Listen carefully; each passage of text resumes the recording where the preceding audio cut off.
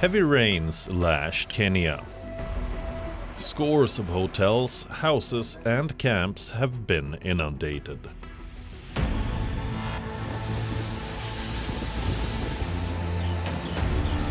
In the United Arab Emirates, chaos ensued after the country had its heaviest rainfall in 75 years.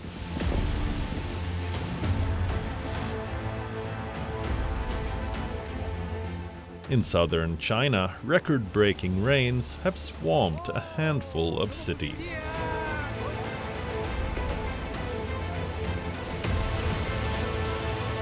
Intense rainfall pounded the plains of the Kashmir Valley, triggering landslides and flooding low-lying villages.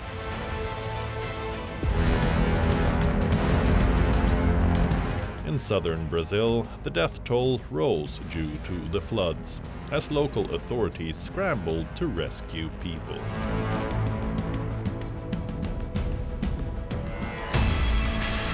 Torrential rains battered Australia's southeast, dumping almost a month's worth of rainfall on Sydney.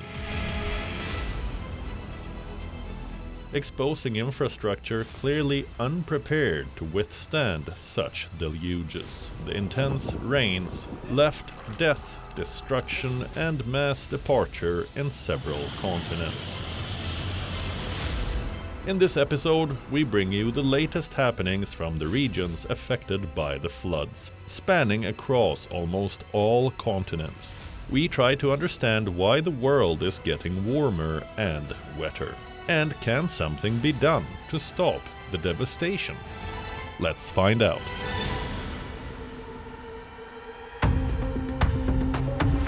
From North America to southeastern Australia, large parts of the planet are currently underwater.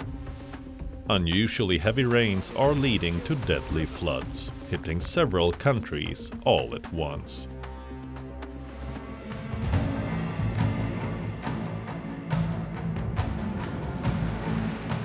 Ile nyumba unavyoona imezama pale, nyumba ya kwangu. Na maji yamenifikia saa 8 usiku. Nikiwa na watoto wangu wadogo wadogo na kina mama na wazee. In East African country Tanzania, flash floods unleashed by torrential rains have wreaked havoc. They have devastated crops, roads, buildings, and displaced residents. On the 4th of May, Tanzania experienced a widespread blackout as Cyclone Hidaya brought heavy rains and strong winds, compounding weeks of flooding in the area.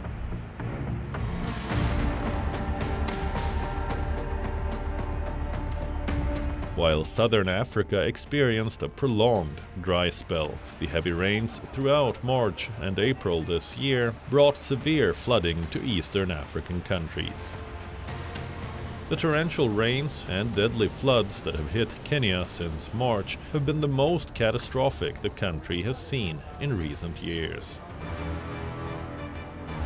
In western Kenya, the river Nyando burst its banks in the early hours of the 5th of May. It engulfed a police station, school, hospital, and market in the town of Ahero. The death toll from weeks of devastating rains and floods in Kenya has risen to 228. What's behind the catastrophic rainfall in Kenya? It's about planning, right? You know, there isn't a lot of contingency planning. There isn't a resource for preparedness. So it's following up on events and also urban planning, you know, in cities. If you've not properly planned, you know, your drainage system and so on, the impacts tend to be devastating. You know, so good land management. And also if you develop in floodplains, that also can result in has major implications.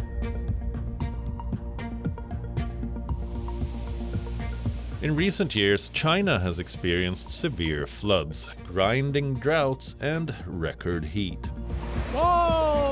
Earlier in April, massive downpours struck South China's Guangdong province, triggering a deluge that claimed 4 lives and forced the evacuation of over 100,000 people. Guangdong is China's manufacturing heartland, home to about 127 million people. Just 2 hours from the economic powerhouse and mega city of Guangzhou is the village of Sankun. Around a quarter of households in the village make their living from raising silkworms. The floods have made things worse for them. Hose in hand, Xu Yongyi cleans a small concrete room, once home to his silkworms. 因为我们是没办法说去转移啊，还是做什么措施的，只能如果洪水来了就是来了，就只能看着它淹嘛，只能就是人员安全就可以了。 Many silkworm farmers like Hongyi are reeling from deadly floods in South China.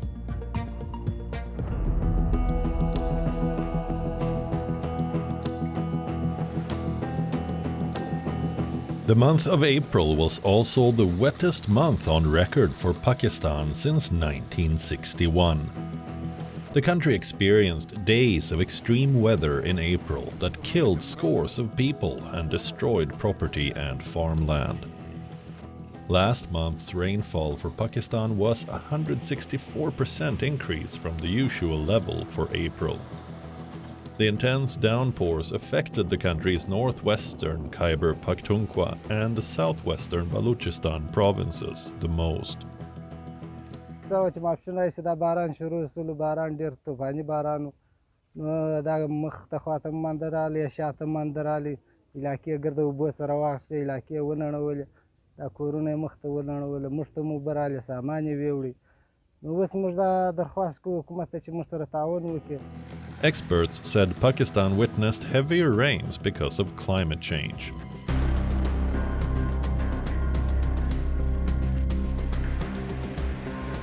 In neighboring India, the Union territory of Jammu and Kashmir has witnessed incessant rainfall, resulting in flash floods and inundating several low-lying villages in Kupwara district. In fact, the rainfall has wiped out crops and reduced homes to ruins in the town. जो flood like situations बनी है incessant rains की वजह से, क्योंकि कल से जो है 2 दिन से जो है बहुत बारिशें हुई और उनकी वजह से जो हालात यहाँ पे बने, जिसकी वजह से एग्रीकल्चर हॉर्टिकल्चर को भी नुकसान हुआ, लेकिन जो यहाँ पे रोड्स बिल्डिंग्स थी ब्रिड्ज थे वो डैमेज हुए. Residents were seen struggling to commute as roads submerged in the region. Local authorities rescued people living in the flood-ravaged areas and deployed teams to restore the damage.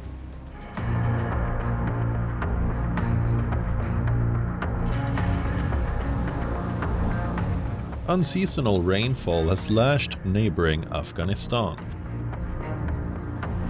The heavy downpour, followed by floods in Afghanistan, has claimed the lives of at least 14 people, and also resulted in widespread destruction across the nation. In the villages of the Lalpur district of Nangarhar, people were seen sifting through the debris of their houses, which were destroyed by the flood, as they tried to take out their cattle and belongings buried under the mud. مجموعاً چې خطر ته مواجه کورونه دي تقریبا 200 کور زموږ په ساحه کې شته د همدې لالپور ولسوالۍ مربوط د چکنور د ساحې چې تاسې پاس د کم کلي ورته موږ یو د خیزو کلي نه راونیسئ د شاکوټي پورې چې موږ کم کورونه لرو تقریبا 100 یا 15 پورې کورونه دي چې دا خطر ته مواجه دي خطر سره مخ دي د شپې د ورځې زموږ داسې کورونه شته چې د شپې دا سیلاب راځي دا خلک وړي حیوانات وړي ځمکې هم خرابوي نو ډېر مشکل سره مخ.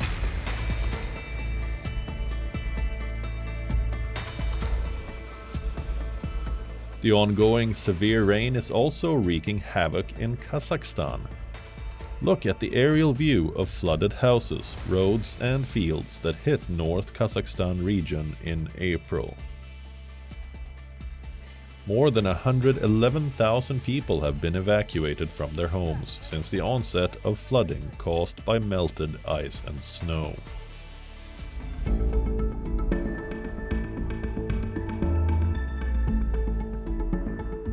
Moving to Russia, Kurgan and Tyumen provinces were also evacuating thousands of people due to the deluge. In Kurgan, a region with 800,000 residents, drone footage showed traditional Russian wooden houses and the golden cupolas of Orthodox churches. Stranded alongside an expanse of water, spring flooding is typical across the Ural region, as the Ural River, Europe's third longest, fills with snowmelt from the Ural Mountains. But the river hit record levels this April when unusually high snowfall melted rapidly after a jump in temperature. It is then important to understand why this year's floods were so severe, as the snowmelt is an annual event in Russia. What's driving the record flooding in Russia that has forced tens of thousands of people to escape? Spring floods are typical in snow-covered areas, and the magnitude of floods depends on how much snow was accumulated over winter and how rapidly this snow melts. So this year we had a very considerable accumulation of snow over winter, and that rapid spring warming, when temperature went from sub-zero to something like 17-18 degrees, and snow melted very quickly, and that's what caused the flood.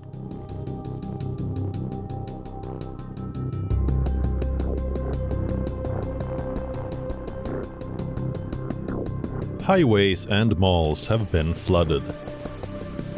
Schools have been closed and flights disrupted at one of the world's busiest airports. The United Arab Emirates experienced what the government described as the largest rainfall in 75 years. The storm, which first hit neighboring Oman, pounded the United Arab Emirates, flooding roads and causing gridlock that lasted for hours, as rainwater inundated homes and businesses. Look at this footage from Dubai International Airport. On the 18th of April, stranded passengers crowded Dubai Airport as UAE was still grappling with aftermath of a record-breaking storm. Operations at the airport remained disrupted after storm flooded the runway, resulting in flight diversions, delays, and cancellations. Homes were flooded too, and vehicles were left stranded across Dubai. Many of Khurram Shahzad's valuable belongings were lost to this year's record flooding in Dubai. Across his neighborhood, parked cars were submerged in floodwaters as levels reached 1 meter in many units. Shahzad prepared his kayak to help his neighbors evacuate as water started rising up through drain holes in houses. The problem we had this time is that the drainage system did not work. It could not take on the amount of water which came through the rains, and it could not take the water out as quickly as possible, and they just got clogged up. And the water just kept on rising and rising and rising. I mean, we put our cars onto higher grounds, we put our cars onto bricks. It's no point because the water has now entered and the cars are floating all over my street. Rains are rare in the UAE and elsewhere on the Arabian Peninsula, which is typically known for its dry desert climate. So why did Dubai flood so severely this year? So typically my understanding for this region is that there's really extended periods of dry spells and then this kind of irregular heavy rainfall, and that this event was extremely rare. I think you received about a year's worth of rain in this single storm system. So this particular storm seems to be a result of these kind of mesoscale, which is kind of an intermediate size storm system that moved through the area. And with climate change, what we see a lot is that you expect increased intensity of storms like this, of heavy, heavy rainfall, and increased conditions to form storms, to even begin to think about precipitation. So in this case, it's likely that the storm was kind of supercharged by climate change because there's just more moisture available in the air for any storm system to then precipitate out.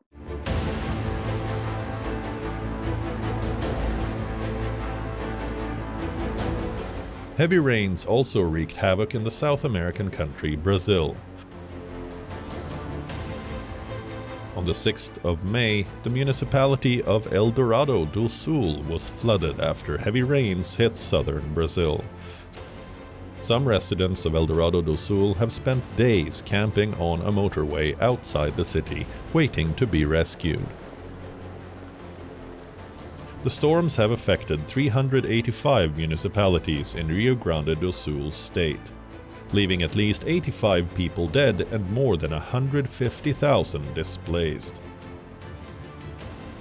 Eu nunca vi uma coisa dessa, nunca vi. Eu acho que isso é sinal do, não sei se é para o pessoal alguma coisa para ver se ser mais humano, o que está acontecendo. Look at these satellite images. They have been captured before and after heavy rains in Brazil's southernmost state of Rio Grande do Sul. Images from April 21 are compared alongside images on May 6 of the same areas. The images show the extent of devastating floods that have destroyed cities and infrastructure. The stadium of Porto Alegre's Grêmio soccer club was turned into a muddy pool after devastating rains battered the south of Brazil, causing destruction and deaths. Outside the stadium, with roads submerged, people were forced to use boats in the state capital.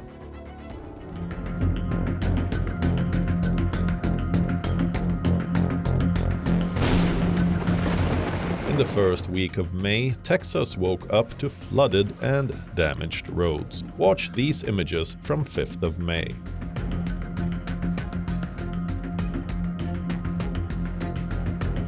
Swollen muddy rivers and streams overflowing onto a highway and nearby land. As rainstorms flood homes and displace thousands of residents in the region. So we've had so much rainfall this past week that it's going to take potentially the next few weeks for these rivers to get out of flood. We could see major river flooding along the Trinity and San Jacinto rivers for at least the next week or longer. Hundreds of people, including those stranded on rooftops, required rescuing amidst the deluge. Police bodycam footage shows how an officer used a jet ski to rescue a man stranded with his dog.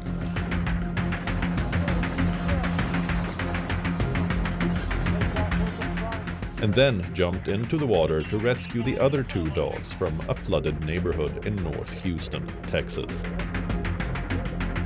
In another incident, a 4-year-old boy was swept away from his mother by floodwaters in Texas. The boy lost his life after the vehicle got stuck in fast-moving water.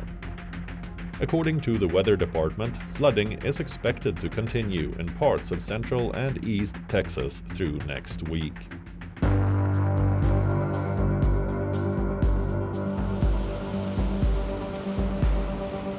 It was a wet start to the month of May for much of New South Wales, and it is likely to continue for another week. The prolonged wet spell could even produce Sydney's longest wet spell on record.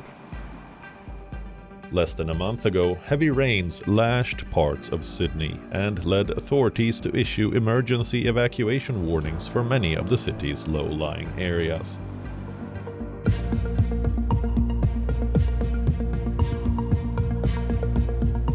The Antarctic ice sheet is the largest block of ice on Earth. It is a continental glacier covering 98% of the Antarctic continent and contains about 30 million cubic kilometers of water. Antarctic ice sheet is about 2 kilometers thick. If the ice sheet melted completely, it would raise the global mean sea level, triggering flooding around the planet and resulting in hundreds of millions of people losing their homes. Now that's a scary thought, but the writing is on the wall. Ice in polar regions is disappearing at record rates as global warming intensifies. What's needed is urgent action to slow down this loss to prevent catastrophic floods. What we know, of course, is that the sea levels are rising, and that because of the sea levels are rising, we will have a lot more floodings and water-related issues. So for sure that Antarctica is melting, more ice all over the world is melting in general is a really big problem, and I'm really concerned about that, and we should all be. The climate crisis is supercharging extreme weather around the globe, making events like the ones you have seen more intense and more frequent. Is there a way to prevent these extreme floods and save ourselves? Climate change is a main contributor. There's also cyclic natural events like El Nino and La Nina that contribute to this. So that it's the combination of the two that's intensifying floods throughout the globe at the moment. It is really important that we limit climate change to 1.5 degrees. And there are several things that you can do to limit it. Of course, every country, in my opinion, it's really important that it has a national action plan and regional action plans for climate change. The reality is, the blame cannot just be on a warming planet. It is equally on us for disregarding better climate practices for years. These unprecedented rains are a wake-up call, and we need to respond before it's too late.